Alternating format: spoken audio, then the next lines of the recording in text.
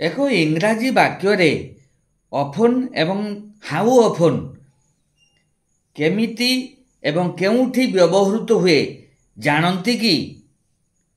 Orphan ଏବଂ ହାଉ ଅଫନ୍ର ଅର୍ଥ କ'ଣ? ଏଗୁଡ଼ିକୁ ଭଲ ଭାବରେ ଜାଣିବାକୁ ଆସନ୍ତୁ ଏହି ଭିଡ଼ିଓକୁ ଭଲ ଭାବରେ ୱାଚ୍ କରିନିଅନ୍ତୁ। Orphan means many Times. Orphan ଶବ୍ଦର ଅର୍ଥ ହେଲା ବହୁବାର। It is an adverb of frequency। ଏହା adverb of frequency ଅଟେ। Like many other short adverbs, we use it in front position, in mid position, between the subject and verb, or in end position। ଅନ୍ୟ short adverb ମାନଙ୍କ ଭଳି ଏହାକୁ ବାକ୍ୟର ଆଦ୍ୟରେ, ମଧ୍ୟରେ କିମ୍ବା ଅନ୍ତ ଅବସ୍ଥାରେ ବ୍ୟବହାର କରାଯାଏ। Please have a look on examples. ଆସନ୍ତୁ ଉଦାହରଣ ଗୁଡ଼ିକ ଉପରେ ଆଖି ପକାଇ ନେବା। Journalists often get upset about their bosses.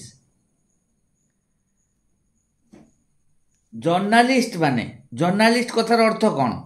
Journalist କଥାର ଅର୍ଥ ହେଉଛି ସାମ୍ବାଦିକମାନେ ସେମାନଙ୍କର ବସ୍ ଉପରେ ବେଳେବେଳେ ବିରକ୍ତ ହୋଇଯାଆନ୍ତି। Brothers and sisters often argue. ଅଧିକାଂଶ ବେଳେ ଭାଇ ଭଉଣୀ ଝଗଡ଼ା କରନ୍ତି। I have seen him often. ମୁଁ ତାଙ୍କୁ ବହୁବାର ଦେଖିଛି। He has often seen alone on the bank of the river. ସେ ଅଧିକାଂଶ ବେଳେ ନଈର କୂଳରେ ଏକୁଟିଆ ଦେଖାଯାଆନ୍ତି। It is often found that simple men suffer while the wicked ones escape. ଅନେକ ସ୍ଥଳରେ ଏପରି ଦେଖାଯାଏ ଯେ ସରଳ ଲୋକମାନେ ଦୁଃଖ ପାଆନ୍ତି, ମାତ୍ର ଖଳ ଲୋକମାନେ ଖସିଯାଆନ୍ତି।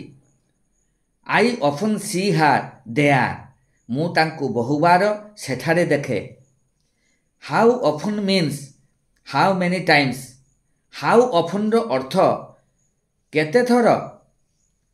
ଦ phrase is use to ask questions. ଏହି ଫ୍ରେଜ୍ଟି ପ୍ରଶ୍ନ ପଚାରିବାକୁ ବ୍ୟବହାର କରାଯାଏ। ଉଦାହରଣ, how often do you go to the gym? ତୁମେ ଜିମ୍କୁ କେତେଥର ଯାଅ?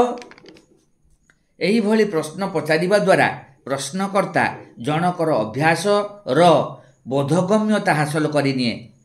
ପୁଣି how often do customers visit our website?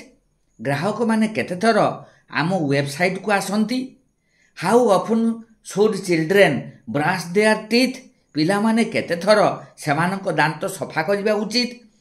ଏହି ଆଲୋଚନାରୁ ଆପଣମାନେ ଅଫନ୍ ଏବଂ ହାଉ ଅଫନ୍ ର ବ୍ୟବହାର ଜାଣିଯାଇଥିବେ। ଧନ୍ୟବାଦ। ଏହିଭଳି ଶିକ୍ଷଣୀୟ ଭିଡ଼ିଓକୁ ଆପଣମାନେ ଦେଖିବାକୁ ଆଦୌ ଭୁଲନ୍ତୁନି। ମୋର ଚ୍ୟାନେଲକୁ ଯଦି ଆପଣମାନେ ଫାର୍ଷ୍ଟ ଟାଇମ୍ ଭିଜିଟ୍ କରୁଛନ୍ତି ତାହେଲେ ଦୟାକରି ସବସ୍କ୍ରାଇବ୍ କରିନିଅନ୍ତୁ, ଲାଇକ୍ କମେଣ୍ଟ କରିଦିଅନ୍ତୁ ଏବଂ ଆପଣମାନଙ୍କ ବନ୍ଧୁମାନଙ୍କ ମଧ୍ୟରେ ସେୟାର କରିନିଅନ୍ତୁ, ଯାହାଦ୍ୱାରା ସମସ୍ତେ ଉପକୃତ ହୋଇପାରିବେ। ଧନ୍ୟବାଦ।